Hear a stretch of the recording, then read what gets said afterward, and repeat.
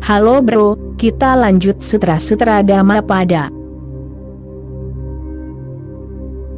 3 rabi yang telah direformasi dan sangat progresif, membanggakan pandangan maju dari jemaat mereka masing-masing.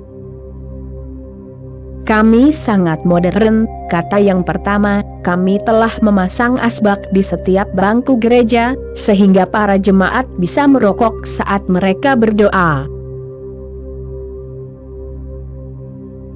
Dengus yang kedua. Sekarang kami memiliki bar makanan ringan, di ruang bawah tanah, yang menyediakan roti lapis ham setelah kebaktian. Kalian, kata yang ketiga, bahkan tidak sekelas dengan jemaatku. Kami sangat reformasi, kami tutup saat hari raya Yahudi. Itulah yang terjadi pada semua yang disebut pengikut Kristen, Yahudi, Hindu, Buddhis. Mereka bukanlah pengikut sejati, mereka menjadi pengikut hanyalah sebagai formalitas. Hanya karena kebetulan lahir, seseorang menjadi Hindu, dan yang lainnya menjadi Kristen. Itu bukan karena pilihanmu sendiri, itu bukan komitmenmu. Dirimu tidak memilih untuk menjadi seorang Kristen, atau Hindu, atau Buddhis, karenanya itu sama sekali tidak berarti, itu tidak berbobot. Itu paling-paling hanya fenomena sosial. Itu tidak ada hubungannya dengan agama, itu tidak memiliki kesakralan tentangnya, sebuah konformitas sosial, berguna dengan caranya sendiri. Gerejamu tidak lain hanyalah sebuah klub. Sama seperti ada anggota Rotary, begitu pula ada orang Kristen. Dirimu termasuk dalam klub tertentu, dan klub tersebut memiliki beberapa hak istimewa. Menjadi anggotanya, dirimu juga mendapatkan hak untuk memiliki hak istimewa tersebut. Ini bukanlah pencarian kebenaran, karena pencarian kebenaran tidak menjadikan dirimu bagian dari sebuah tradisi. Pencarian kebenaran tentu saja menjadikanmu seorang pengikut, tetapi bukan bagian dari tradisi, agama, atau organisasi yang sudah mati. Pencarian kebenaran tentu saja mendekatkanmu dengan Kristus atau Buddha, tetapi tidak ada hubungannya dengan kitab suci. Seorang master yang hidup pasti akan datang kepada orang yang sedang mencari kebenaran, yang ingin mengetahui makna hidup, yang ingin menyelami inti terdalam dirinya, yang ingin mengetahui kedalaman dan ketinggian eksistensi. Ia harus berpegangan tangan dengan seorang master. Seorang master adalah orang yang telah mengetahui. Seorang master adalah orang yang telah pergi ke pantai seberang, dan datang ke pantai ini untuk menunjukkan jalan kepadamu. Namun, hanya seorang master yang bisa menunjukkan jalan, master yang hidup, ingatlah. Sedangkan tradisi hanyalah fosil, mayat. Ya, mungkin dulu ada cahaya, tetapi cahaya itu telah pergi ke yang tak terbatas, sejak lama. 25 abad telah berlalu, sejak api Buddha menjadi satu dengan api universal. Sekarang dirimu bisa terus memuja Buddha, tetapi dirimu tidak akan menjadi, dalam arti sebenarnya, seorang murid, dirimu tidak bisa menjadi murid. Buddha yang dirimu sembah, adalah ciptaanmu sendiri, proyeksimu. Dirimu harus menemukan seorang Buddha sejati, seseorang yang hidup, sama hidup seperti dirimu, yang berada di dalam tubuh, yang apinya bisa membantu lilinmu, yang belum menyala menjadi menyala, yang apinya bisa membakarmu. Namun, gereja, kuil, kepercayaan, dan dogma tidak bisa membakarmu. Mereka tidak bisa membuat dirimu terbakar. Mereka tidak memiliki api yang tersisa. 2000 tahun telah berlalu sejak Kristus.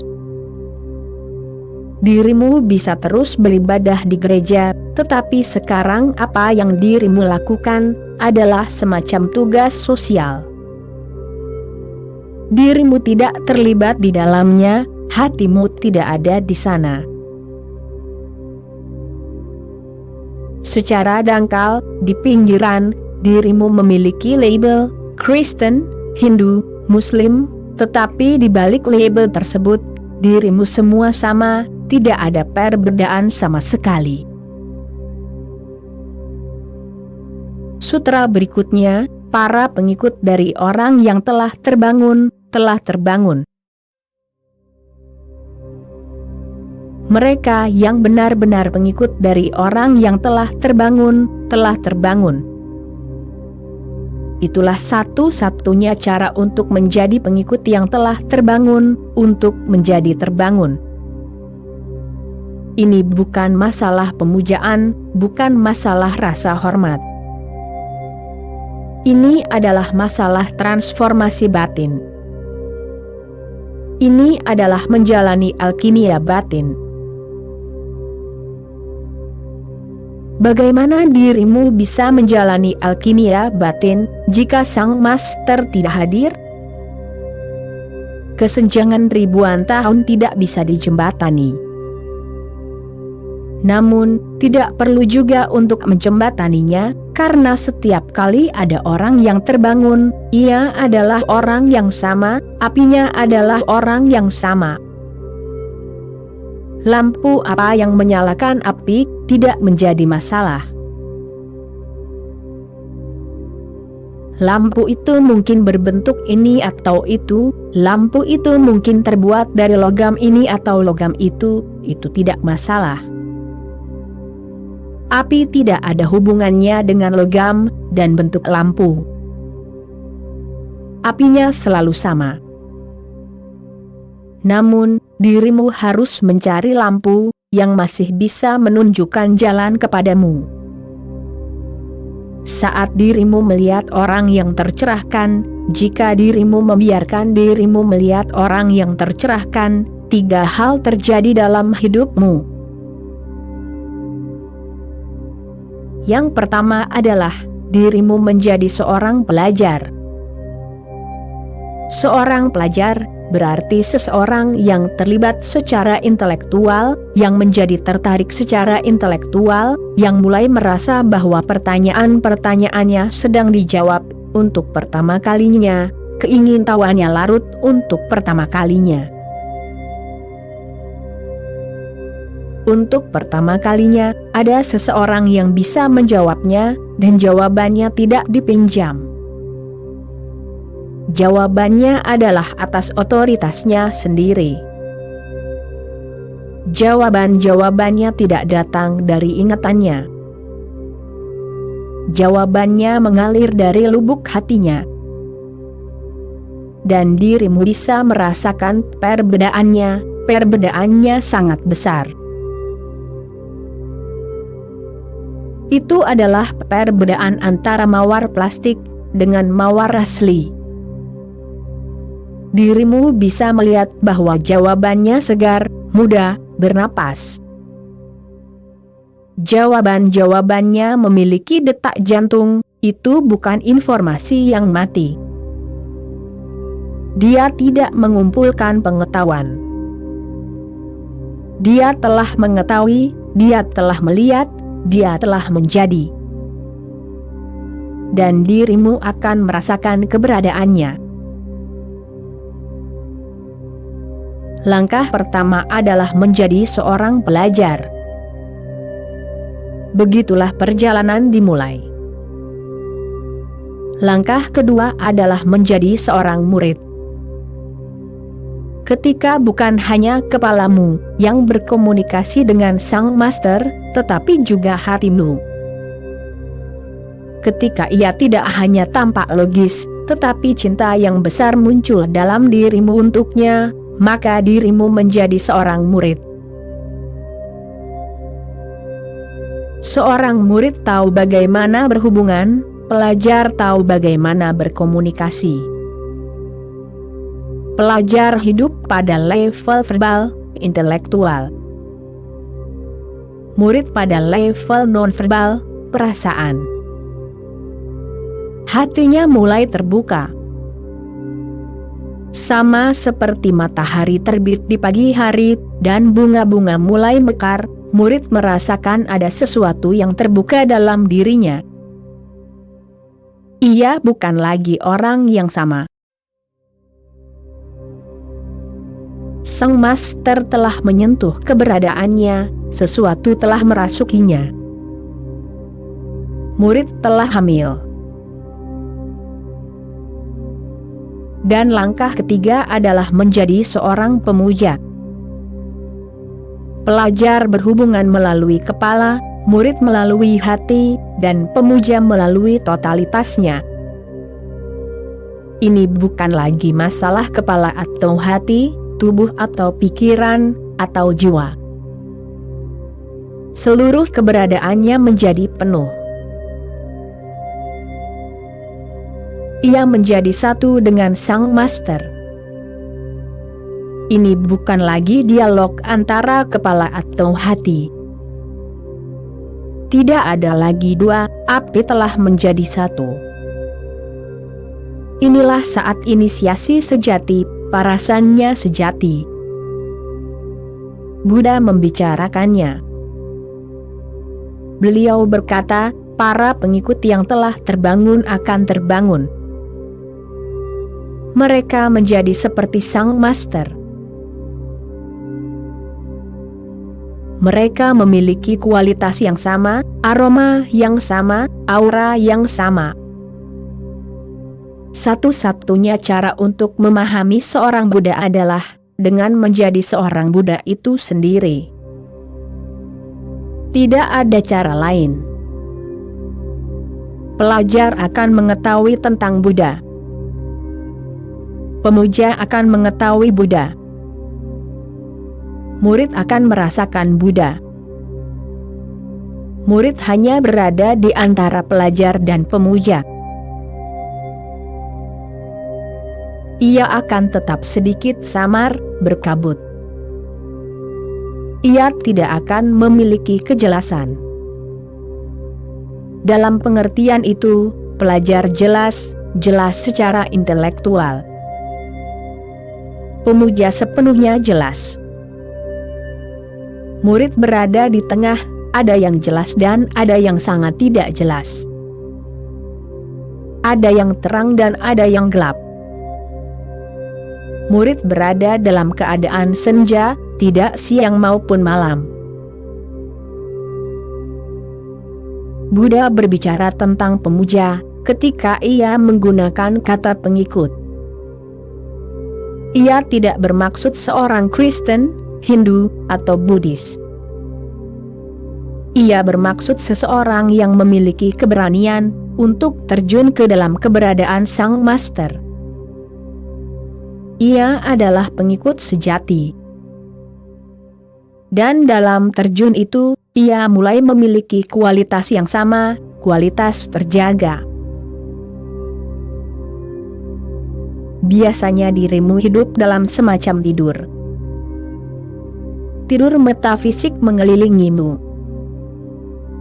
Dan bahkan jika terkadang ada kemungkinan, kesempatan bagimu untuk terbangun, dirimu menghindarinya, karena dirimu telah berinvestasi begitu banyak dalam tidurmu. Dirimu takut untuk terjaga. Jauh di lubuk hati dirimu tahu bahwa jika dirimu terjaga, mimpimu akan terganggu. Dan dirimu mungkin sedang bermimpi indah, mimpi yang menyenangkan, mimpi yang manis. dan siapa yang ingin terganggu ketika ada begitu banyak mimpi indah di sekitarmu? Dan dirimu tidak berpikir bahwa dirimu sedang bermimpi ketika dirimu sedang bermimpi. Mimpimu tampak nyata. Itulah salah satu hal aneh tentang mimpi. Mimpi memiliki dampak yang begitu dalam pada dirimu. Mimpi menghipnotismu begitu dalam. Dirimu telah tahu berkali-kali bahwa itu adalah mimpi ketika dirimu bangun di pagi hari. Tetapi setiap malam, dirimu kembali terhipnotis. Ini adalah kasusmu selama begitu banyak kehidupan.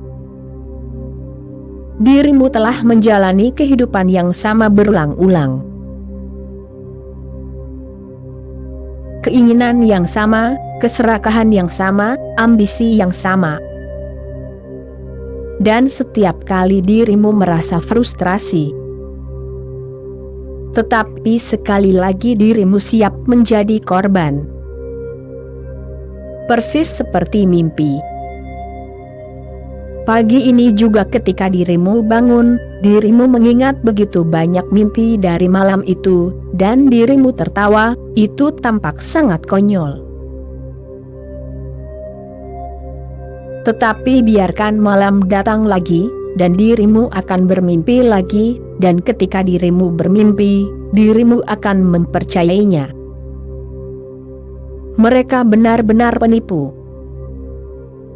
Dan ketika seseorang percaya bahwa ini nyata, mengapa ia ingin terjaga dan mengganggunya? Dirimu menolak untuk terjaga. Bahkan jika dirimu bertemu dengan seorang Buddha, dirimu tidak akan memandangnya. Dirimu akan melihat ke samping. Dirimu tidak akan menatap matanya. Ketakutan. Energinya mungkin mulai berdenyut di dalam dirimu. Oleh karena itu, berkali-kali dirimu telah bertemu dengan seorang Buddha, seorang Krishna, seorang Mahavira, seorang Kristus, seorang Muhammad. Tetapi dirimu telah melewatkannya lagi dan lagi, atas kemauanmu sendiri. Dirimu takut bertemu dengan mereka. Pertemuan itu mungkin terbukti terlalu berbahaya. Dirimu hanya mendengarkan apa yang cocok denganmu. Dirimu menghindari mendengarkan apa yang bisa mengganggu. Dirimu menjadi tuli, dirimu menjadi bisu, dirimu menjadi buta. Dirimu telah memilih kehidupan yang mengantuk. Dan dirimu telah menjalani gaya itu begitu lama, sehingga tampak hampir alami. Yang tidak alami telah menjadi alami, dan yang alami telah sepenuhnya dilupakan. Bangun berarti menjadi alami lagi. Bangun berarti bangun dalam kesadaranmu, di inti hatimu yang terdalam, untuk menjadi sadar. Kita terus membaca Alkitab, Al-Quran, Gita. Itu bukan masalah. Masalah muncul ketika dirimu bertemu dengan seorang Muhammad.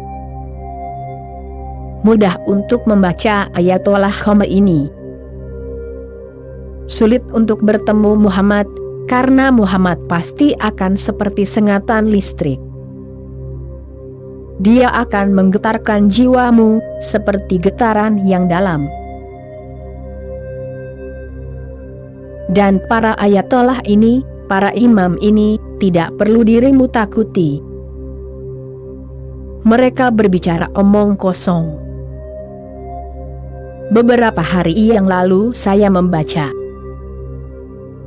Orang-orang ini menulis risalah-risalah hebat tentang Al-Quran, dan dirimu akan terkejut mengetahui apa yang mereka tulis dalam risalah-risalah itu.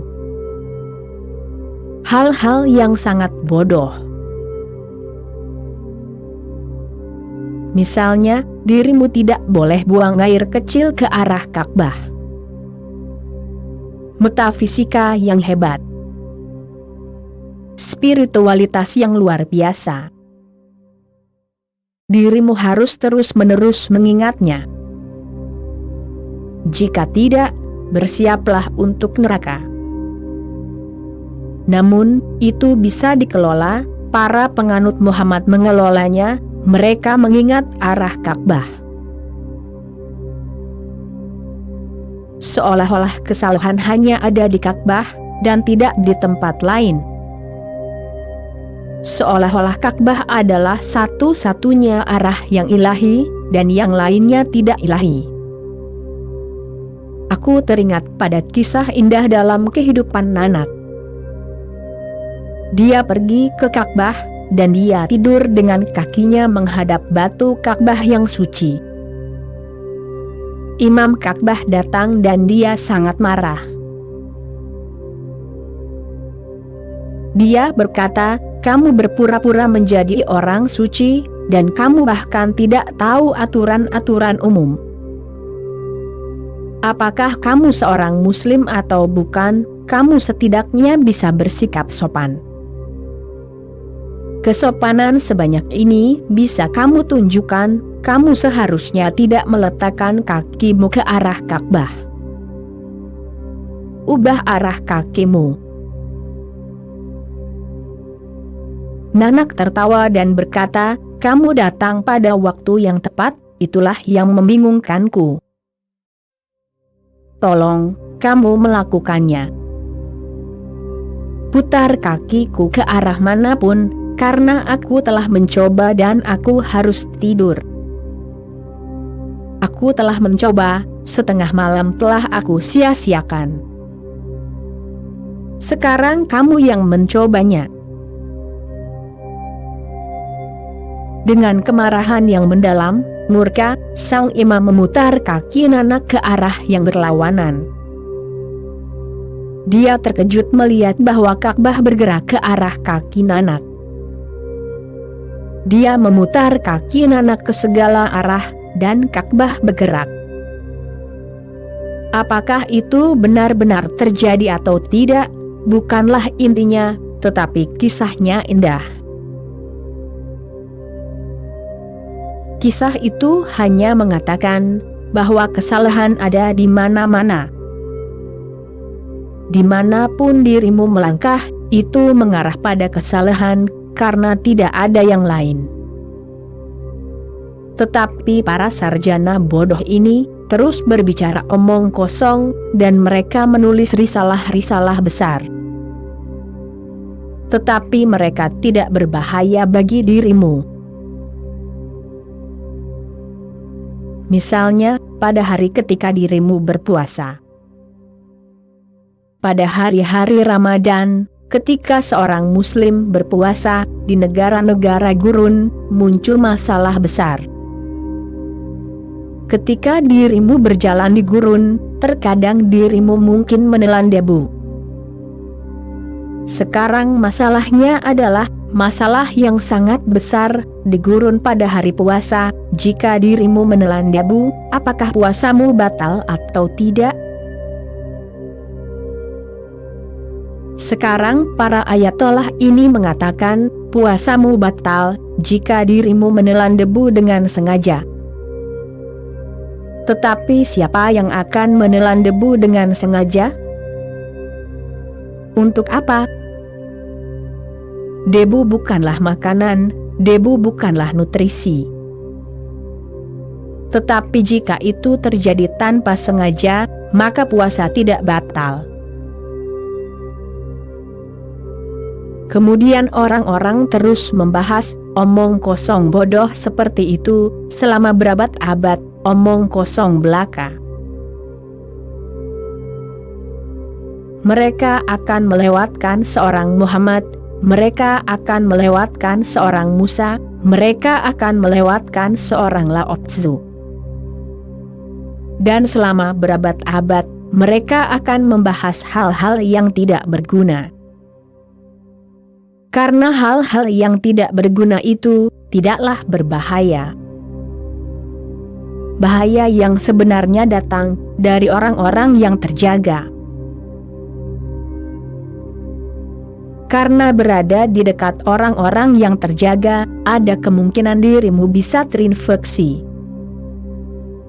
Kesadaran itu menular. Namun, bacalah Al-Quran dan Alkitab, itu hanya permainan kata-kata. Dan jika dirimu membaca Alkitab dan Gita setiap hari, maka kata-kata pun tidak berarti apa-apa. Dirimu hanya mengulang-ulang, seperti burung beo.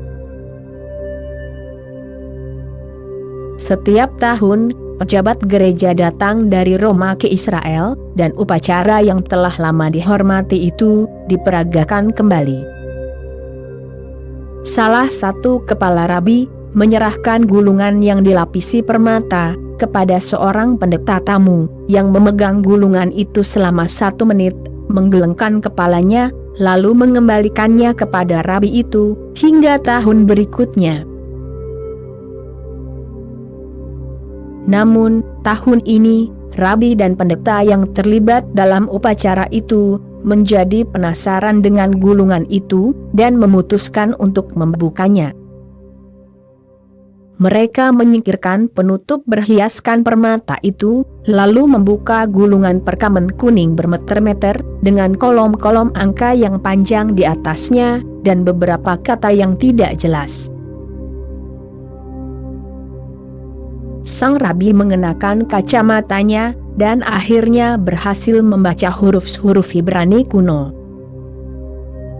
Itu adalah tagihan untuk perjamuan terakhir.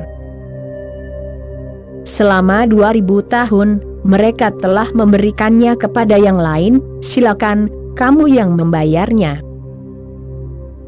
Dan tidak seorang pun peduli dengan apa yang tertulis di dalamnya, apa sebenarnya itu. Kitab suci itu murah, dan kitab suci bisa dimanipulasi. Dirimu bisa dengan mudah mengelola makna apapun darinya. Dirimu bisa menciptakan, dirimu bisa menafsirkan, dirimu bisa melakukan ribuan hal pada kitab suci. Dirimu bisa membawanya ke levelmu sendiri. Namun, dirimu tidak bisa membawa seorang Buddha ke levelmu sendiri.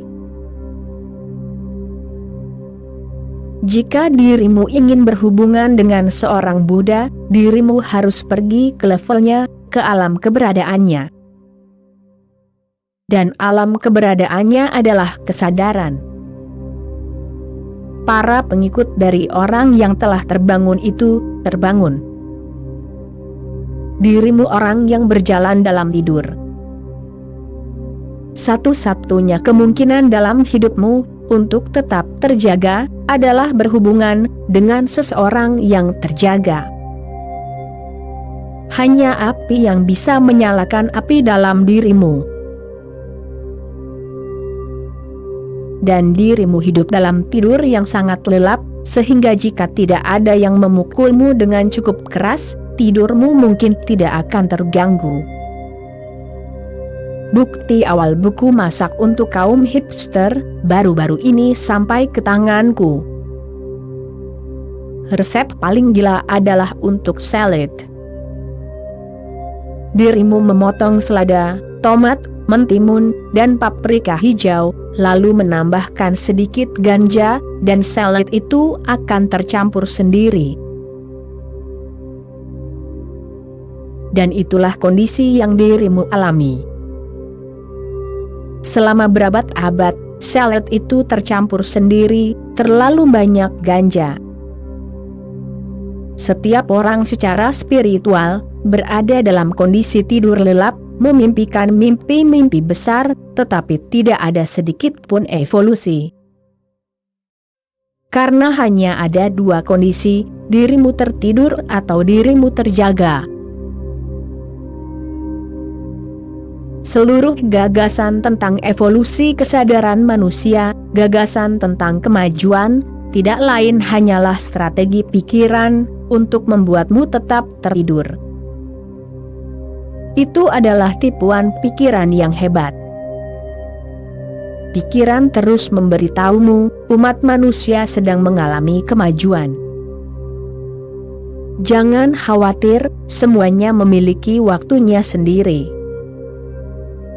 Ketika musim semi tiba, dirimu juga akan menjadi seorang Buddha yang telah berevolusi. Tunggu saja. Tidak ada yang bisa dilakukan sebelum waktunya. Tunggulah waktu yang tepat, dan dirimu juga akan mateng. Dan dirimu telah menunggu selama berabad-abad, dan dirimu bisa terus menunggu selama berabad-abad. Waktu yang tepat tidak akan pernah datang. Ini bukanlah cara kedatangannya. Dirimu harus menangkapnya. Dirimu hanya dalam kelesuan yang mendalam. Para Buddha datang dan menghilang, cahaya turun dari alam lain, tetapi dirimu tidak memperhatikannya. Ya, dirimu melakukan satu hal, ketika seorang Buddha pergi, dirimu memujanya. Dirimu menjadikannya dewa, dirimu membuat kuil untuknya, dirimu membuat patungnya, dan dirimu menyembahnya. Patung hanyalah mainan, mereka tidak bisa membangunkanmu. Dan bagaimana dengan manusia sejati? Manusia sejati yang dirimu hindari. Dan karena dirimu menghindari manusia sejati, rasa bersalah yang besar muncul dalam dirimu. Untuk mengatasi rasa bersalah itu, dirimu menyembah. Menyembah bukanlah agama. Menyembah hanya karena rasa bersalah. Karena dirimu tidak pernah mendengarkan Buddha ketika ia masih hidup. Ketika ia meninggal, dirimu mulai merasa bersalah. Sekarang apa yang harus dilakukan? Bagaimana menyingkirkan rasa bersalah dan bebannya? Dirimu menyembah. Dirimu membalas dengan penyembahan, tetapi dirimu tetap sama. Oke bro, sekian dulu episode kali ini, bro. Kita sambung lagi nanti, bro. Terima kasih bro.